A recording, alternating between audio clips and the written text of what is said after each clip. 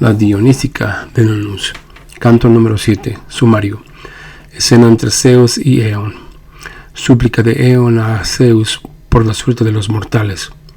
Zeus anuncia el futuro advenimiento del vino. Dicha para los hombres, anuncio del futuro nacimiento de Dionisio, dios del vino. Aparición de Eros. Eros prepara 12 flechas destinadas a Zeus. La quinta anuncia sus amores con Semele. Aparición de Semele. Sueño premonitorio de Semele. Semele y Cadmo. Sacrificio del toro. Semele se baña en las aguas. Eros flecha a Zeus mientras observa a Semele. Zeus inflado del deseo. Metamorfosis de Zeus en águila. Discurso de una Neiade. Zeus se retira al Olimpo lleno de deseo. Reproche a Feotonte por la larga duración del día. Prematura caída de la noche, unión de Zeus con Semele. Regocijo de la tierra, discurso de Zeus a Semele. El séptimo canta la canosa, súplica de Eón, a Semele, al amor de Zeus y a su furtibundo lecho. Inmediatamente Eros, labriego del amor, fecundo el mundo silvestre con el fruto que vuelve a renacer de la siempre fluyente vida, tras colocar el esperma fecundo del varón en el surco de la hembra, y la naturaleza que nutre a su prole hecho raíces. Al mezclar con la tierra, el fuego y el agua combinada con el aire, modelo un retoño humano compuesto de 4 ligamentos. Pero la tristeza de muchas maneras se apoderó de la vida de los mortales. Comenzó el trabajo y no vieron fin los cuidados. Entonces Eón la hizo ver a su compañero Zeus todopoderoso, como el género estaba aplastado por los males y privado de la dicha. Es que el padre aún no había desanudado los hilos del alumbramiento del vastajo, ni había arrojado de su fecundo muslo a Baco, que se convertiría en descanso para las tribulaciones humanas. En ese entonces la libación de vino no impregnaba el paso del aire con su aromática exhalación. Las estaciones, hijas del año, aún sin encanto, entrelazaron las coronas de los dioses como la hierba de la pradera. En efecto, el vino faltaba y la gracia de las danzas sin Baco era incompleta y vana. Semejante danza solo podía hechizar los ojos de los reunidos, cuando el bailarín, entre violentos movimientos, en círculo daba vueltas, desatando un torbellino bajo sus pies, y hacía de su cabeceo sus palabras. La boca eran sus manos, la voz sus dedos. Pero el multiforme Eón, en poder de la llave de la generación, luego de desplegar sobre las rodillas de Zeus sus canosos y largos cabellos, refregando su barba, que se destendía con la súplica, realizó sus plegarias. Él reclinó su cabeza hacia el suelo y en esta inflexión de su cuello comprimió su larga espina dorsal, y así, caído de rodillas, el viejo pastor de la siempre fluyente vida extendió su infinita mano y dijo: Señor Zeus, observa los sufrimientos del desahuciado mundo. ¿Qué ves? ¿Acaso con Enio ha enloquecido toda la tierra cuando cegó las espigas maduras de la juventud que tan pronto se consume? Aún se conservan las ruinas del día en que tú diluiste a toda la raza de los mortales.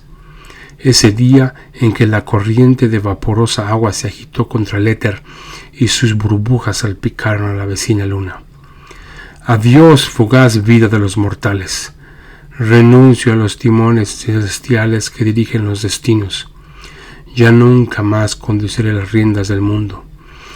Que algún otro valiente de los bienaventurados acepte el timón de la vida, que vuele otra vez. Que otro detente el curso de mis años. Estoy fatigado de compadecer a la raza de los desgraciados mortales que sufren terribles males. No es suficiente la vejez que aniquila los ardores de la juventud y hace lento al varón con su cabeza reclinada hacia abajo, y así anda encorvado en temblorosa marcha de impares pies, apoyándose con pesadas rodillas sobre un bastón recto sirviente de la vejez. No es suficiente el destino que a menudo esconde en el leteo al novio recién llegado de la fiesta en compañía de su novia de la misma edad y desanuda las revitalizantes cuerdas de la indisoluble unión. No sé cuándo un apetecible es el matrimonio, cuando la flauta de Atenea resuena al son de la siringa de Pan. No obstante, ¿de qué sirve que el fuerte sonido de la lira de 7 cuerdas haga vibrar el lecho conyugal, si las arpas no disuelven las preocupaciones? Pues el mismo Eros, si ve las bodas carentes de placer, él, triste por no poder participar en la danza, derriba con violentas sacudidas las antorchas nupciales. Sin embargo, ha sido plantado el remedio que salva la vida y que produce el olvido en las angustias de los muy sufridos mortales. Ojalá Pandora, dulce maleficio para los mortales, nunca hubiese abierto aquella celeste cubierta de la tinaja, pero también Prometeo, el mismo que cuida de los desgraciados mortales, es culpable de la miseria humana, pues en vez del fuego, fuente del mal, ojalá hubiese robado el dulce néctar que regocija el corazón de los bienaventurados, y lo hubiese dado a los hombres como una ofrenda, a fin de que mediante su bebida logren disipar las preocupaciones que el mundo les depara. Pero además, dejando de lado los cuidados de la tempestuosa vida, observa la tristeza que rodea tus ceremonias religiosas. ¿Es que acaso te seduce un ligero y errante vapor de un sacrificio sin libación? Así habló el anciano. Luego el prudente Zeus, en sensato silencio, sacudió por un momento su entendimiento sin límites, liberó las riendas de su corazón y los pensamientos de su fecundo cerebro giraron en torno a deliberaciones que se sucedían, una tras otra. Finalmente, el cronida hizo escuchar a Eón su divina voz, que venía a relevar de oráculos superiores a los del centro del profético. «Oh Padre, que te engendraste a ti mismo, pastor de los siempre fluyentes años, no te irrites, pues la naturaleza humana, a imagen de la luna, jamás abandonará su crecer o su menguar antes de tiempo. Deja el néctar de los bienaventurados, que yo daré a los hombres para alivio de sus males, un delicioso vino, semejante al néctar que se derrama por sí mismo, una bebida distinta adecuada para los mortales. El mundo primigenio aún se encuentra afligido hasta tanto yo no dé a luz a un hijo. Yo soy su padre, y a la vez lo pariré de mis entrañas, soportando en mi muslo de hombre los dolores de parto de una madre, para poder así salvar a mi niño. Ayer ante mi aviso de Mideo, señora de vastos suelos, la tierra surcada, con el hierro que corteja la semilla, parió el suelo que engendra gavillas de fruto seco. Pero ahora mi hijo Dionisio, portador de hermosos obsequios, viene a disipar el dolor con la floración de la vid, liberadora de penas. Él, rival de Demeter, hundirá en tierra un fruto húmedo y perfumado de la estación propicia que aligera las fatigas. Y cuando veas al viñedo que enrojece sus gotas que producen vino, tú me alabarás a mí, heraldo de la alegría. Y lo mismo cuando veas al campesino que en el largar con pesados pies exprime la uva, y a las basarides, amantes del grito, ellas con su furor báquico agitarán vivamente sus largos cabellos desparramados por encima de sus hombros como furiosos contra el viento, y todos gritarán «Evoe», en honor de Dionisio, defensor de la raza humana, cuando reunidos alrededor de una mesa de resonante sonido, tras recíprocos brindis, sumerjan sus corazones en el delirio báquico. ¡Ewoe! Finalmente, cuando acaben sus luchas contra la tierra, después de la batalla de los gigantes, después de la guerra de los indios, la resplandeciente morada de los dioses la acogerá para que acompañe a los astros y para que brille junto a Zeus. Y un dios trenzará alrededor de sus rizos los tallitos trepadores de la vid como corona. Esta sempertina guirnalda será el signo de una nueva deidad. Dionisio tendrá entonces el mismo honor que los dioses y será llamado entre los hombres viñador, así como Hermes, el de Cadesio, dorado como Ares, broncíneo como Apolo, el que dispara a lo lejos. El padre habló y las moiras lo aprobaron. Por su parte las estaciones de heraldos de ligeros pies estornudaron como un presagio favorable para el porvenir. Cada uno ya había dicho lo suyo. Luego ambos se separaron. Uno marchó hacia la casa de armonía, el otro por su parte hacia el colorido palacio de Hera. Mientras tanto, el sabio Eros, autodidacta que divide las edades, golpeó las tenebrosas puertas del primogénito Caos y extrajo un divino Tahili.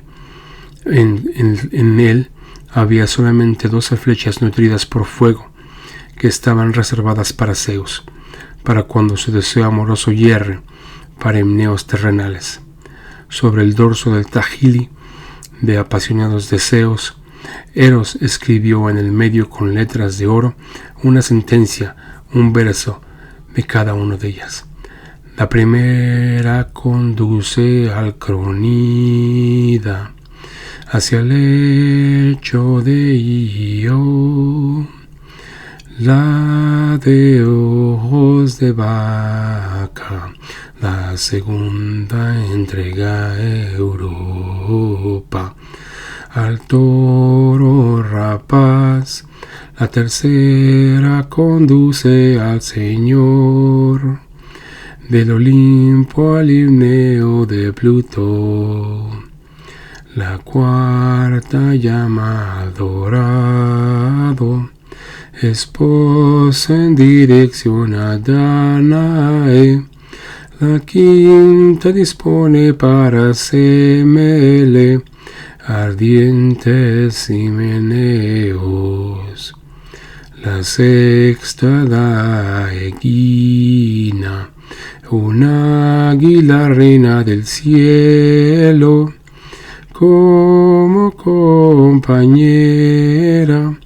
La séptima une a Antíope, con el engañoso sátiro.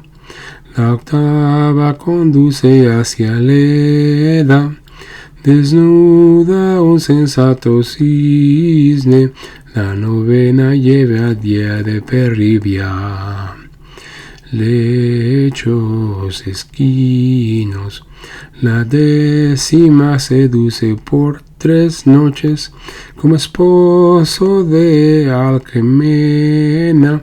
La 11ª persigue al matrimonio de la Odamía. La 12ª arrastra al esposo de Olimpia, arrollado 3 veces sobre sí mismo. Inmediatamente, Eros, luego de haber mirado y tocado a cada una en orden, hizo a un lado las otras flechas de fogosa punta y con su mano extrajo la quinta. Colocó sobre la punta de la alada flecha una hiedra, a fin de que sea armada una corona para el dios viñador. Por último, la empapó en la humedad de una copa de néctar para que Baco acreciente del divino fruto y la ajustó a la sellante cuerda de su arco. Mientras Eros, agitado, revoloteaba sobre la casa de Zeus, Semele se topó en una marcha con la rosada mañana. Ella prolongaba a través de la ciudad el ruido de un látigo de plata mientras dirigía sus mulas. Un carro de hermosos rayos en sus ruedas dejaba un tenue surco sobre el suelo. Apenas imprimía el paso recto sobre el polvo. Ella aún retenía entre sus ojos la olvidadiza ala del sueño. Tuvo entonces un vago sentimiento acerca de las imágenes del sueño que manifestaba vivamente un oráculo.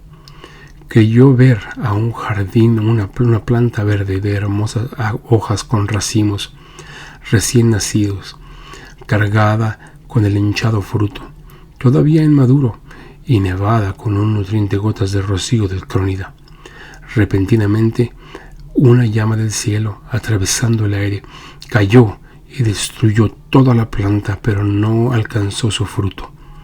Al punto, un pájaro errante que iba perdiendo altura con su planeo, tras asir el fruto a medio hacer, necesitando aún de un parto perfecto, lo entregó al crónida. El padre, tras asirlo, lo acogió en su bondadoso pecho y lo cosió luego a su muslo. Pero en lugar del fruto, un varón con cuernos y forma de toro nació completo sobre la ingle de su padre, y Semele era la planta. La muchacha, temblando, saltó de su lecho, estremeció a su padre con el relato del lucífero vapor de sus frondosos sueños, y mientras oía a Semele, el rey Cadmo quedó perplejo ante la historia de la planta herida por el rayo. Inmediatamente llamó a Tiresias, el inspirado hijo de Clárico, y le contó, al rayar el alba, los sueños de su hija tiznados por el fuego. Tan pronto como recibió el divino oráculo del adivino, el padre envió a su hija a su templo familiar de Atenea, a fin de que realice su ofrenda para Zeus, lanzador del rayo.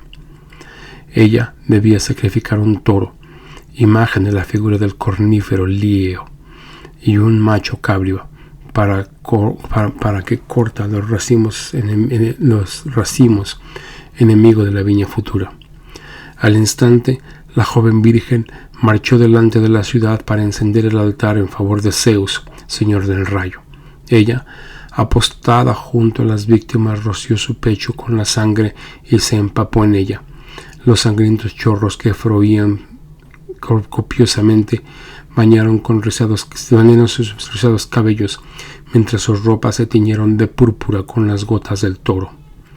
Luego, la muchacha de colorida túnica se abrió paso entre los pastizales y corrió tras las aguas paternas del vecino Asopo para lavar.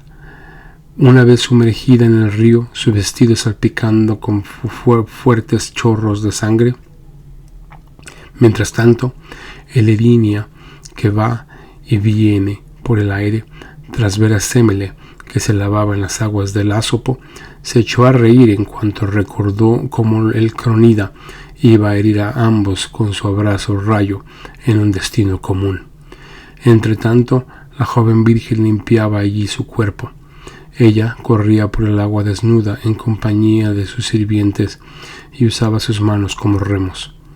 Con gran destreza se mantenía por encima de las olas y levantaba su cabeza, que aún mantenía seca, dado que sumergía en el agua hasta la cabellera, y pese a que enfrentaba con su pecho a la corriente, rehuía el agua que la veía encima paso a paso. En ese momento un nuevo temor le sobrevino, mientras sacudía contra el corriente y contra los vientos al espanto de sus sueños.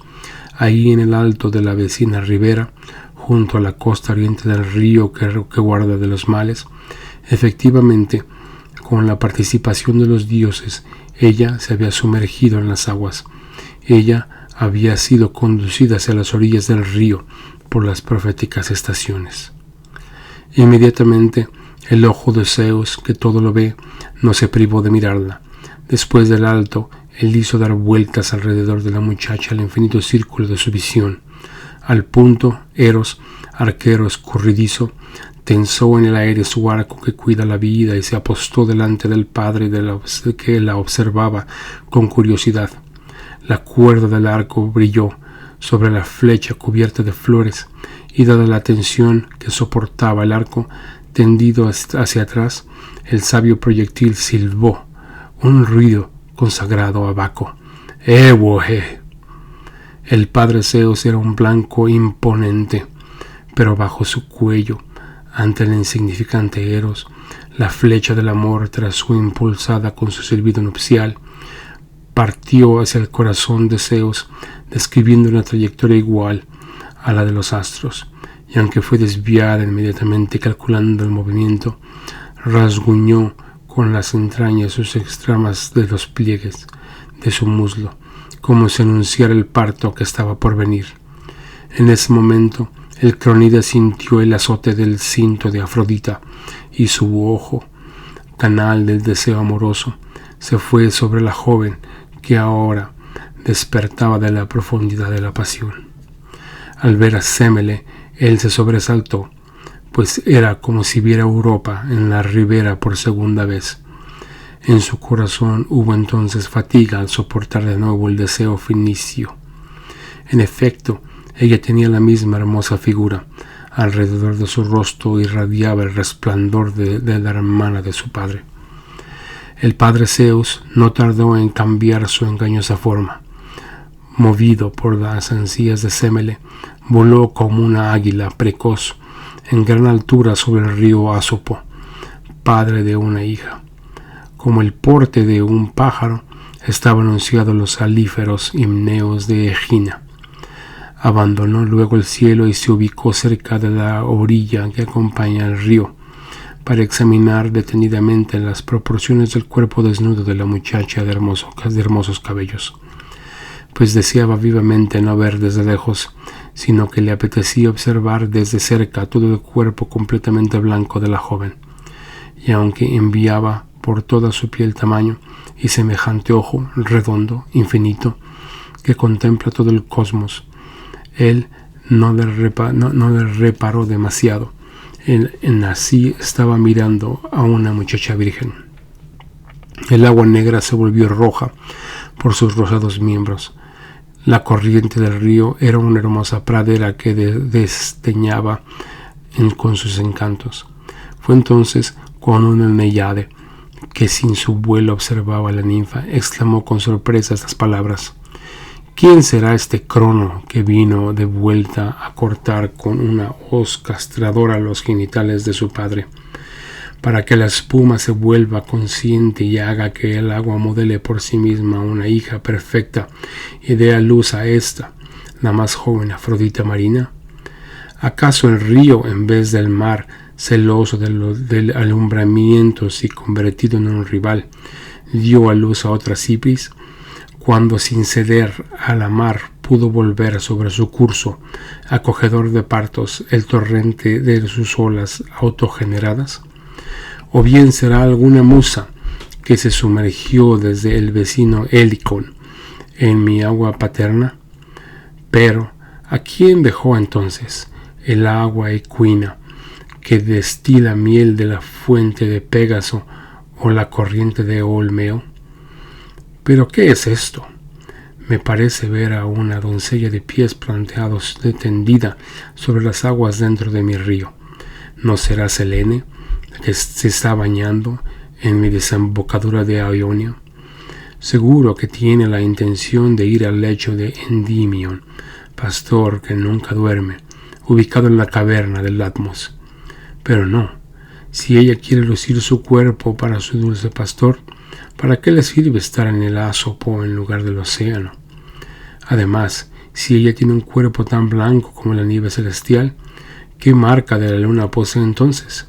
Si veo que las riendas de una yunta de muelas desenfrena un carro con ruedas de plata hay junto a las orillas del mar, pero Selene, que conduce bueyes, no sabe uncir las mulas al carro. Pero si fuese una diosa del cielo, pues veo el brillante centello de una muchacha de serenos ojos, podrá ser Atenea, la de brillantes ojos, que se baña de nuevo después de la antigua disputa contra heresías, cuando se había despojado de su cuero. Pero por cierto que la muchacha de rosados brazos tiene una forma semejante a una diosa, y si un útero terrenal glorioso por su carga la parió, ella es digna del divino lecho del Crónida. Así hablaba con una voz que venía de las profundidades del mar y se confundía con el rugir de las olas. Mientras tanto Zeus, con el aguijón del deseo de fogosa punta, observaba los rosados dedos de la muchacha en pleno nado. Inquieto, hacía dar vueltas a su errante mirada, y miraba el resplandor de su rosado rostro y el destello de sus párpados grandes, como los de un buey, o bien su cabellera sacudida por los vientos. Como sus cabellos estaban tirados a un lado, también observaba el libre cuello de la desnuda muchacha, pero sobre todo miraba sus pechos y sus desnudos senos.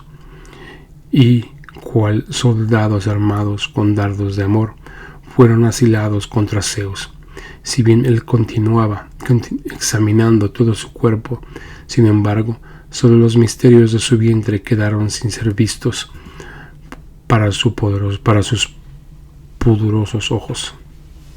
El pensamiento inmigrante de Zeus celestial se deslizaba por el agua y nadaba a la par de Semele. Efectivamente, el padre recibió en su corazón presto los hechizos, el dulce fulgor que enloquece, y debió retroceder ante un niño. El pequeño Eros, con su endeble dardo, inflamó al arquero del rayo, y ni la caída de la lluvia ni el radiante rayo vino en ayuda a su portador. De este modo, la gran llama celestial fue vencida en persona por un pequeño fuego de la pacífica Pafia. El pequeño Eros enfrentó a la lanuda piel un cinto bordado a la ejida. Así el resonante ruido del trueno pudo ser subyugado con su tajil generador de amor. Por cierto que Zeus sacudió en el aguijón que hechiza el corazón, quedó perplejo ante la pasión que sentía por Semele, pues el amor que encuentra cerca del querido asombro. Luego Zeus, señor de las alturas, marchó hacia el cielo con pena, tramado ardides, mientras llevaba dentro de sí la divina imagen del rostro de la muchacha que en él volvía a formarse, y dado que quería subir al lecho nocturno de Semele, dirigió su mirada hacia el poniente, para ver cuándo aparecía el dulce Héspero. El reproche de Faetonte, la larga duración de la tarde, profiriéndole indeseables palabras con su ávida boca. Dime, prolongada noche, ¿cuándo se pone el envidioso día? Vamos, alza la antorcha de Zeus, precursora de amor, dado que tú preanuncias la luz del Lireo, que se agitará durante la noche. Faetonte está celoso y me presiona. Será entonces que él mismo siente ansias por Semele y me envidia por ello. ¿Por qué, Sol, tú me turbas, si sabes lo que es estar loco de amor? Porque entonces, como moderado látigo azotas al perezoso caballo. Yo sé de otra puesta del sol mucho más brusca. Si quisiera, podría cubrirte a ti y a Erigenia con mis nubes. Tú quedarías oculto, mientras que la noche que prepara el matrimonio del ansioso Zeus apresaría el día, y se vieran brillar las estrellas a la hora de la siesta, porque yo haría que el Héspero, en vez de ponerse, se levante. Vamos, arrastra a tu precursor de lucero hasta su ocaso y satisface así tu deseo y el mío. Tú podrías disfrutar de tu Clímene durante toda la noche. Por mi parte, yo espero marchar pronto hacia Semele. Pero vamos, Selene, portadora de luz, únseme ya mismo a tu carro y envía tu rayo que cuida de plantas, dado que esta unión preanuncia el nacimiento de Dionisio, que hace crecer los plantíos. Elévate por encima de los tejados de Semele y alúmbrame en mi deseo con el astro de la ciprogenia, para así alejar la dulce noche de bodas de Zeus. Así hablaba el padre, presa del deseo, pronto de respuesta a su avidez. Un inmenso cono de creciente obscuridad se elevó desde la tierra ganando las alturas y trajo la húmeda sombra de la noche, contraria a la puesta del día. Zeus aéreo pasó a lo largo de la estrellada cúpula celeste en busca del limneo de Semele. De un primer salto, él atravesó todo el camino celeste sin dejar en su marcha ningún rastro. Con un segundo salto, llegó a Tebes, como si fuera un hada o un pensamiento. Espontáneamente, los cerrojos de las puertas se abrieron ante él, que se lanzaba a través del palacio. Tomó entonces a Semele con su mano en cálida unión. Inmediatamente se recostó sobre su lecho y comenzó a mugir como un buey, mientras apoyaba su cordura cabeza, imágenes del cornífero Dionisio y sobre miembros humanos. De pronto cambiaba y se escondía bajo una leonida forma de largas crines, o se transformaba en pantera, dado que él engendra un hijo osado, conductor de panteras o conductor de leones, y de nuevo cambiaba, repentinamente comenzaba a ceñir la cabellera de ella con lazo de serpiente y cuerdas de vid, haciendo girar sobre su melena la purpúrea hiedra que se arroja una espiral, trenzado ornamento de Baco. Él, una serpiente retorcida, se deslizaba lamiendo su rosado cuello de la confinada novia con labios dulces como la miel y bajaba hasta su pecho, donde se ceñía alrededor de sus firmes senos. Entonces silbaba el himneo y derramaba sobre ellos dulce miel de abeja, de buen enjambre, y no funesto veneno de víbora. De este modo, Zeus prolongó en el tiempo su unión y juntó al vecino Nargal gruñó el Eboje, al tiempo que concibió su hijo amante del grito. Él hundió su boca loca de amor en la de ella, y mientras desbordaba el deseo néctar, el esposo embriagó a Semele para que engendrara a un hijo poseedor del cetro del futuro nectario. Inmediatamente él apoyó sus cansados brazos sobre la férula portadora del fuego y alzó, como un presagio de las cosas futuras, un racimo de uvas que hace olvidar las penas, y una vez más volvió a levantar el tirso enmarañado con la purpúrea hiedra y alzó con él la piel de un cervato. La amontonada piel del cervato fue sacudida con la palma de su mano izquierda, mientras su portador se volvió loco por las mujeres. Toda la tierra rió. De pronto un jardín de viñedos con hojas autogeneradas corrió alrededor de la cama de Semele. Los muros se cubrieron con flores de la humedad pradera y rodearon el alumbramiento de Bromio. Zeus, escondido en su interior, resonó con tronantes ruidos sobre el lecho ahora sereno. Él predijo de este modo los tímpanos de Dionisio, celebrado en la noche. Después de la unión, se dirigió a Semele mediante un cálido discurso que reconfortó a su amada con la esperanza de cosas futuras. Mujer, yo, tu amante, soy el Cronida. Levanta tu cuello con orgullo, porque estás unida a un esposo celestial. No busques entre la raza de los mortales a alguien más grande. El matrimonio de Danae no compite contigo. Por el contrario, hasta has eclipsado el himneo de tu propia tía paterna, pese a sus bovinos amores. En efecto, Europa, glorificada en el lecho de Zeus, marchó hacia Creta. Semele, en cambio, va hacia el Olimpo. ¿Qué otra cosa quieres además del firmamento y el estrellado cielo? Alguien podrá decir algún día de que el Cronida honró a Minos, en los infiernos y a Dionisio en el cielo. Luego del mortal hijo de Autonoe y del hijo de Ino, el uno abatió por sus perros, el otro que va a morir con el alado dardo de su Filicia padre, y luego del hijo que de corta vida de la furiosa Ágave da a luz un hijo que no parezca. Yo te llamaré inmortal. Dichosa eres, porque al concebir un hijo que hace olvidar las aflicciones de los mortales, traerás goce a dioses y a hombres. Fin del canto número 7.